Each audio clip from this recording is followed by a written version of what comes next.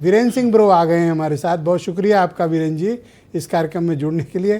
तो बताइए ब्रो, क्या रहा इस संसद की बहस में, और ये फतेहपुर में तो आज गजब कांड हुआ वीरेंद्र जी। बिल्कुल, देखिए कि ये सब वक्त का खेल है। कभी कहते हैं कि नाव साइकिल पर, कभी साइकिल नाव पर।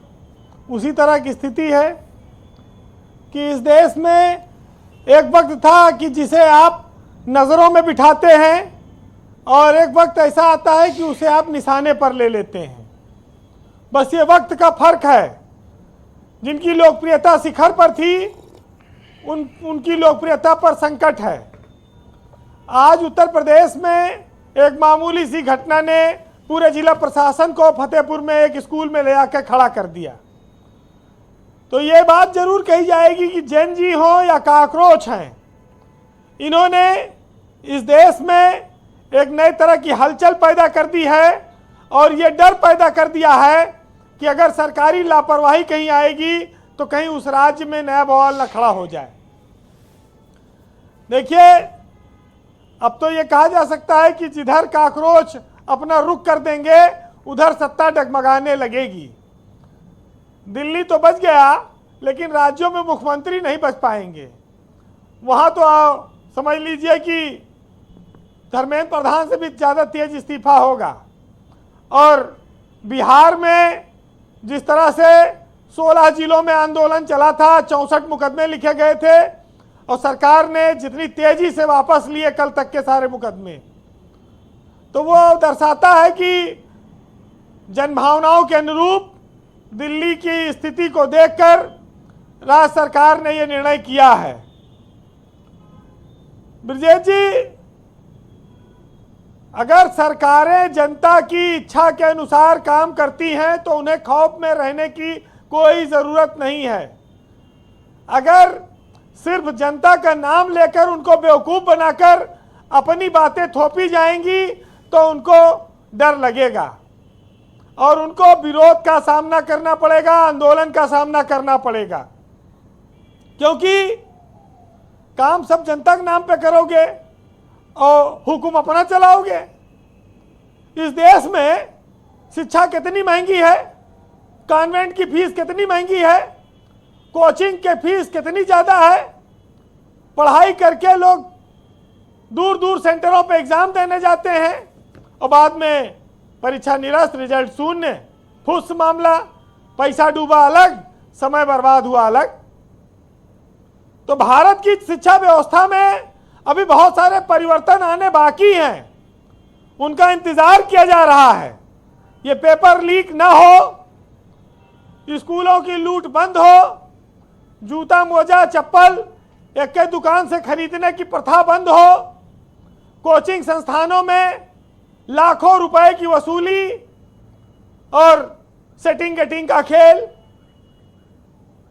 दूर दराज सेंटर भेजना, ये सब क्या है? ये सब किसी शिक्षा व्यवस्था की अच्छाई नहीं है। ये सब सिर्फ और सिर्फ जनता को निचोड़ना है, उनके समय की, उनके धन की बर्बादी है। और इन सब ने छात्रों को, उनके परिवार वालों को, जनता को बहुत परेशान किया है। अब इस परेशानी पर विचार करने का समय आ गया है। और काकरोच पार्टी जिस तरह से इस देश में युवाओं का उसने भरोसा जीता है, वो यूथ आइकॉन बने हैं, ये कोई एक दिन में नहीं हुआ है और एक दिन में बदलेगा भी नहीं। अब इसको तोड़ पाना, इस भ्रम को, बहुत कठिन होगा। इससे अच्छा है कि सुधारात्मक रवैये में तेजी लाई जाए, और जो जो डिमांड आए अगर वो स्वागत योग्य है तो उसका स्वागत होना चाहिए। तो ये सब चीजें आपने बिहार में देख ली हैं, आगे भी देखने को मिलेगा। लेकिन एक चीज जरूर कहूंगा कि आज इस आंदोलन में खूबी ये रही कि कोई बस नहीं जली, कहीं से धुआं नहीं उठा, ऐसा नहीं लगा कि कोई बहुत उग्र आंदोलन हो गया, किसी की दुकान नहीं तोड़ी गई, किसी का नुकसान नहीं हुआ, किसी के सर पे खून सवार नहीं हुआ, माँ बहन बेटियों को, बच्चों को किसी ने छुआ नहीं, और सड़कों पर लोग रहे, रात भर रहे, मंजर देखा, लेकिन यही कहते हैं ना कि जब आंदोलन का स्वरूप ऐसा हो तो उसमें पवित्रता को उसको बनाए रखना भी बड़ी जरूरी होती है। अब अगला नंबर उनका लगाओ जो रुपया लेकर डॉक्टर और इंजीनियर बना रहे हैं। अगला नंबर उनका लगाओ जो जूता मोजा दुकान से खरीदवा रहे हैं। अगला नंबर उनका भी लगाओ जो मरीज मार के बेड पे करोड़ों रुपया, लाखों रुपया वसूलते हैं। अगला नंबर उन सरकारी भ्रष्टाचारी कर्मचारियों का लगाओ जी, जो कुछ साल की नौकरी में करोड़ों अरबों की संपत्ति बना लेते हैं। तो बहुत सारी चीजें हैं जी, जिन पर अभी इस देश में काम होना बाकी है। थोड़ा वक्त कम है वीरेंद्र जी, लेकिन- आज कंक्लूड करें प्लीज। तो 4 लाइन की बात सुनिएगा और समाप्त करूंगा कि बहुत कुछ सिखाती है जिंदगी और लोगों की पहचान कराती है जिंदगी। जो जैसा दिखता है वैसा होता नहीं, कई चेहरों से नकाब हटाती है जिंदगी।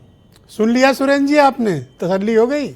बहुत शुक्रिया वीरेंद्र जी, आपका बहुत बहुत धन्यवाद हमारे साथ इस कार्यक्रम में मौजूद